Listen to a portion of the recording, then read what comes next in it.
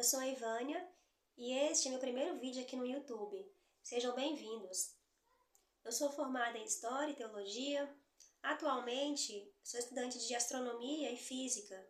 Eu sou autista e escritor e pesquisador independente.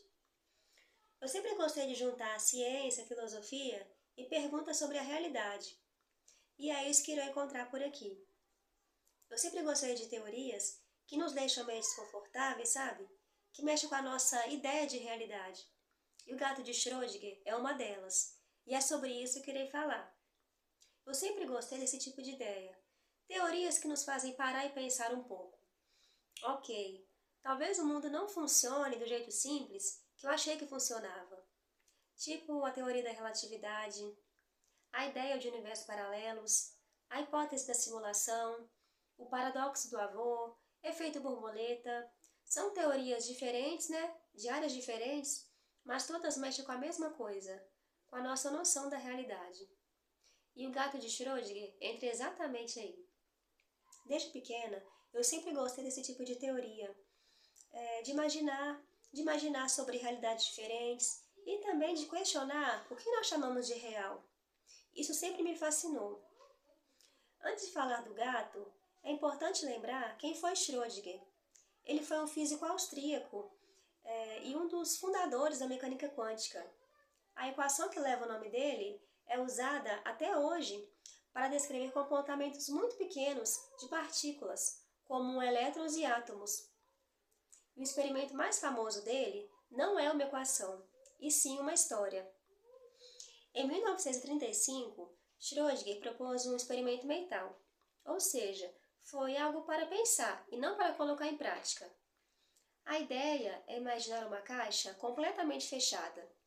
Dentro dela um gato, um frasco de veneno, um contador Geiger e um átomo radioativo. Se esse átomo decair, o contador detecta, o frasco quebra e o gato morre. Mas se o átomo não decair, o gato continua vivo. Até aí, tudo aparentemente normal, não é? A parte mais estranha começa quando entra a mecânica quântica. Antes de qualquer medição, esse átomo ele não está em estado definido. Ele está em superposição. Isso quer dizer que ele decaiu e não decaiu ao mesmo tempo.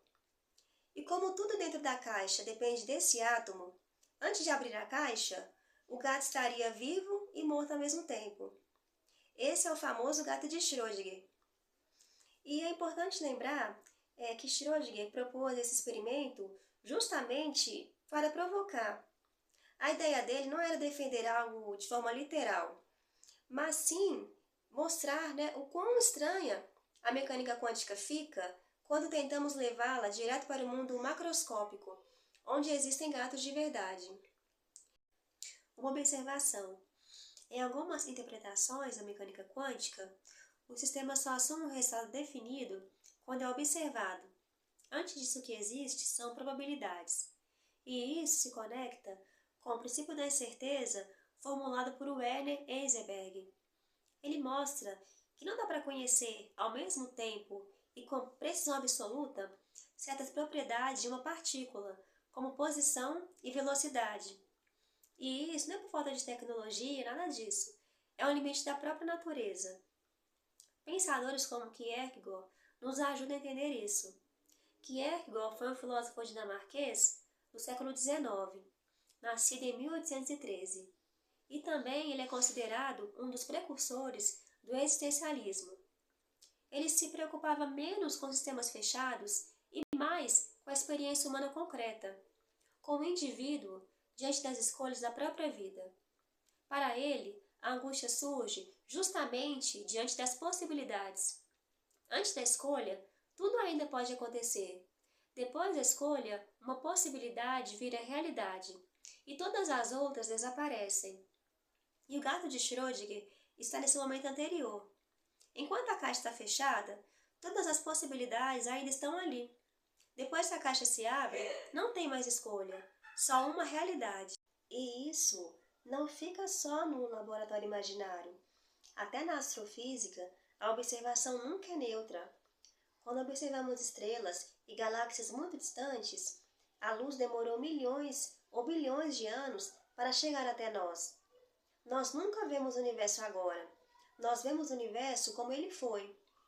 No fundo, o gato de Schrödinger não é sobre o gato.